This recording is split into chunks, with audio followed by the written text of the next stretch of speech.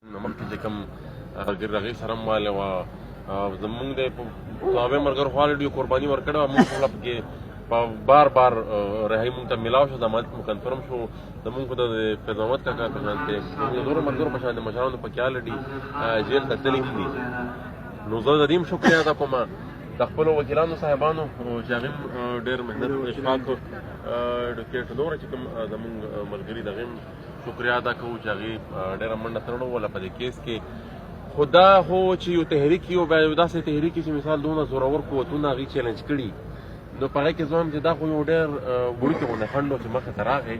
د دې نه غټ کیسې او د دې نه سختې کیسې د دې نه ترخې کیسې په مستقبل کې ایکسپیکټډ هم دي او ملګرو ته پکار ده چې تیاره وي ورته او هغه به فیس کوو او هغې ته الډي مونږ ملا تړلی هم ده، ذهن مو ورته هم جوړ کړی دی.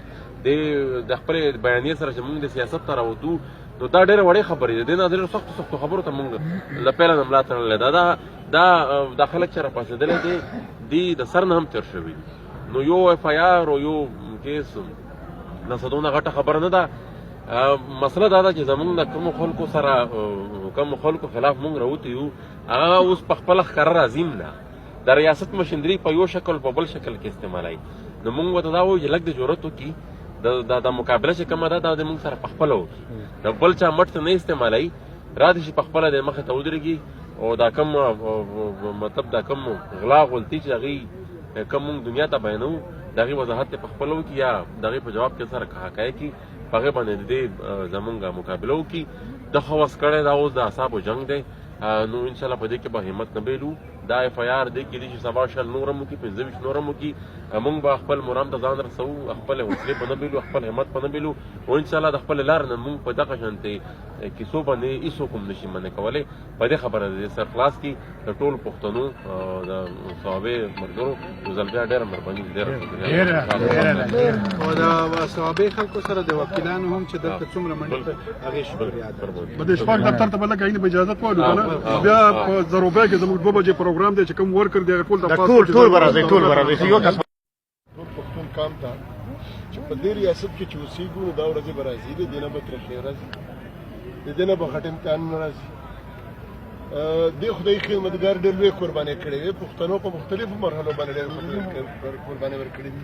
موږ دا عزم کوو چې موږ به د خپلو اتلانو دا قربانۍ بیا تازه کوو، خپل ژوند به قربانوو خو د پښتون په سر به سودا ونه کړو. ډېره مننه. زه د ټول پښتون ولس بیا تنظیمي طور باندې بیا خصوصا د صوابۍ خلکو چې دلته مونږ هر کله راغلو د جلسې ناروان څخه تر اوسه پورې داسې یو خبره هم چې مونږ پکې تکلیف محسوس کړي وي د څه کمینو د دې دو طرفه راغلي وي نو دې چې کوم عزت راکړی دی هغې مونږ ډېر شکر ګزار یو. تاسو ته ملګري لکه څنګه چې پته ده چې دغه اف آی آر د اف آی آر په بنیاد باندې مونږ په سی ایل کې هم واچولو، د دې اف آی آر په بنیاد باندې زموږ ملګري هم گرفتار شول او د دې اف آی آر په بنیاد باندې د دې په پاکستان کې او د دنیا کې پروپاګاندا هم وچلوله. خو د دې اف آی آر حقیقت نن واضح شو چې هغه دا وضاحت و چې په دې اف آی آر کې څه نه وو، د دې چې کوم دروغ باندې د اف آی آر کټ کړی وو هغې زموږ د بی بی اے کنفرم کول دي.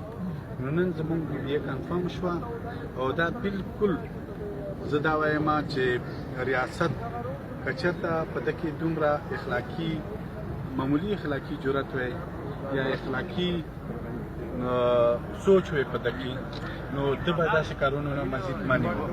خو افسوس خبره دا ده چې په غلطو باندې پاسه نورې غلطۍ کوي. نو زه دا وایم چې دا د ریاست لپاره او د دې ملک لپاره ټیک نه دي. مونږ دا وایو چې په دې ملک کې مونږ خپل عیني حقوق غواړو او مونږ د پښتون لپاره ژوند غواړو پکې او داسې ژوند غواړو لکه څرنګه چې یو پاکستاني په لاهور، اسلام آباد او د پاکستان په نور ښارونه کې ژوند تېروو، داسې ژوند مونږ د پښتون بچي لپاره غواړو. د دې لپاره هر قسم تکلیف مشکلاتو او مصایبو ته موږ ته ولاړ یو او مونږ د تاسو ټولو ډېره شکریه ادا کوو او نن مونږ دا وایو چې دا د حق فتح ده. بسم الله الرحمن الرحیم.